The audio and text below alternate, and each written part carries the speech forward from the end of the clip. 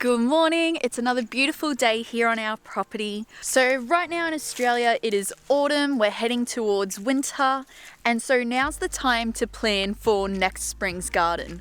We're still not 100% sure if we're going to be on our property come springtime and summertime, but with the current housing situation and whatever else is happening in our world at the moment, I'm sure you know as well as I what's going on. It might mean that we're here for longer than we had hoped. It is a beautiful property, so I'm more than happy to spend another spring and summer here. I am still very excited to have our own property, and when that happens, it's going to be the best thing ever. But for now, while we're here, we might as well start prepping and planning for springtime. I've had a bit of trouble fighting off weeds and fighting off the chickens, and I feel like it's causing more frustration and annoyance than it is benefiting me. So I spotted a few things on Pinterest that really got my attention, and that's what I'm going to be making today. I have Eris, and I even have little Freya over here joining me on our walk today. So I'm actually trying to find bits of wood that are slightly hollow. They can be split in half or not. So I want there to be kind of like a section in the middle that I can potentially put some soil into and then some of my succulents. I think I found what I'm looking for. It's long. You can see here it's quite hollow, and I can always take out these bits in here if I need to make it more hollow. And there's the other half there. It's so funny to think that we were here not long ago trying to find bits of wood and saying, no, we don't want it to be hollow. Hollow is really bad. And now I'm actually back here being like, yes, I want hollow bits of wood. It just makes me think that everything out here in the forest really does have its purpose. And I absolutely love being so connected to nature and using every element out here without any waste. It's really amazing.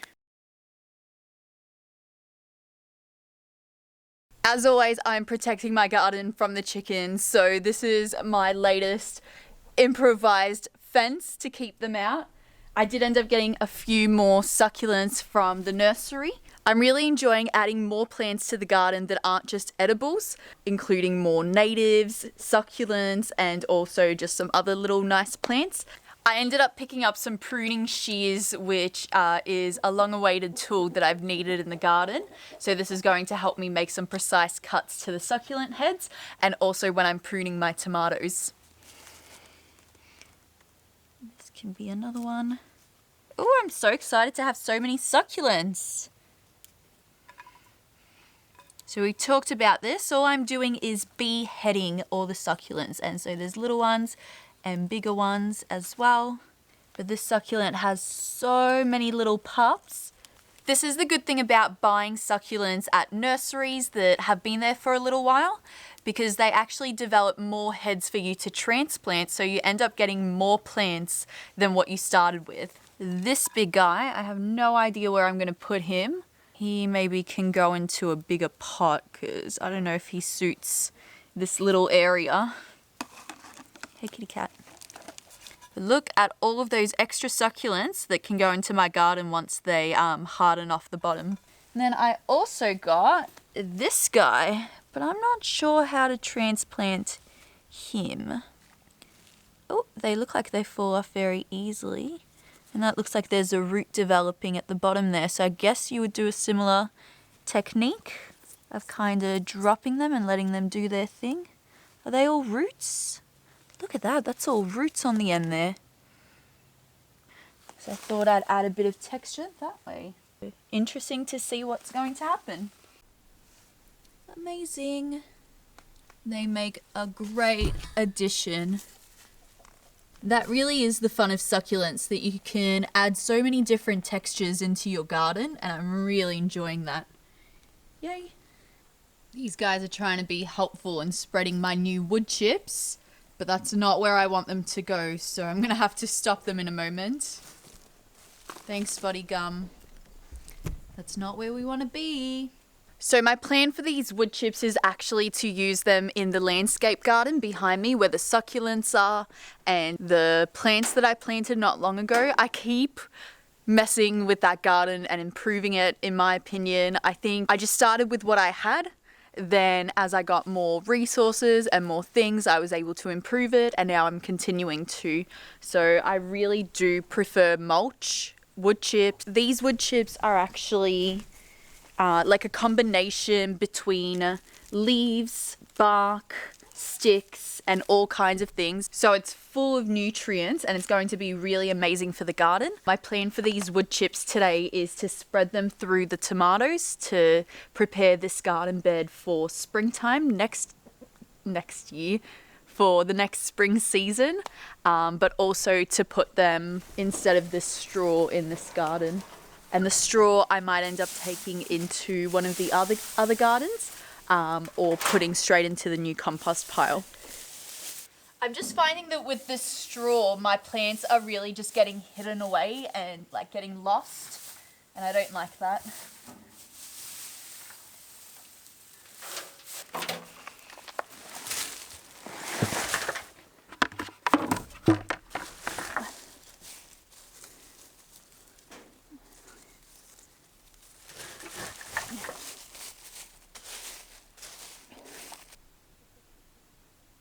So much better.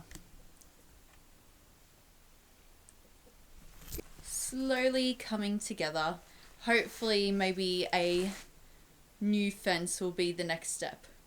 It's a chilly morning. I'm about to head to work. I've actually been working for 2 weeks now. I've taken the Monday off earlier in the week because I just felt like I needed to be here in the garden and doing some jobs. So that did happen. But today I'm heading to work and I'm trying to stay on top of my work-life balance by getting a few things done each morning, even if it's something as small as picking my corns in the morning or pruning some of my tomatoes in the morning. And I think that's been really rewarding because even though I need to work to financially support us here, we both still have our jobs. I do still feel like this is where I would rather have my time and use my energy. So last week when I worked the whole week straight, I actually felt like I was really missing out on the balance, the work-life balance that we all strive for. That rooster always crows while I'm talking. As you can see, I have lots of different things. Propagating, some pumpkins that were gifted to us drying out. So it's been a really rewarding springtime, autumn time. I'm definitely looking forward to my autumn garden, and I'll be planting some more seeds for that probably this weekend because Sam's still away camping this weekend. So it's a perfect time to get a few things done, and hopefully he'll notice when he gets back. Who knows though, he is a boy.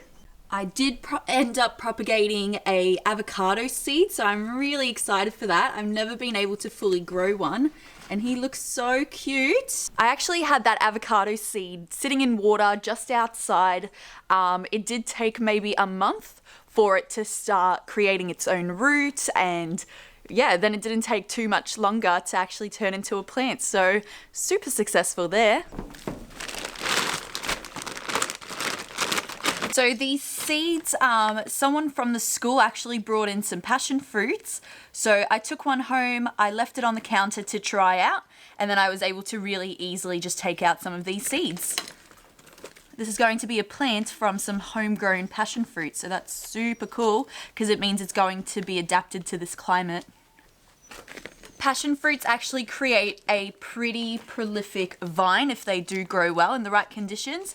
They just go crazy. So I'm excited to plant them, but I'm also very cautious of where I plant them so that they don't take over too much. So I'm just going to sprinkle them on. I don't know if I'll need this many passion fruit plants. My idea was to potentially be able to sell on the plants if anybody wants some passion fruits, and that could be a really cool way to make some income, but we'll just see. It's all part of experimenting. Alright, I'm gonna save some so that if this works, these seeds could be potentially really good on our property. To cover them up, give them a nice little warm blanket. Oh no! Ah! This area is a whole lot of mess, so... Oh man. I'll be more careful with these ones. Hand on top.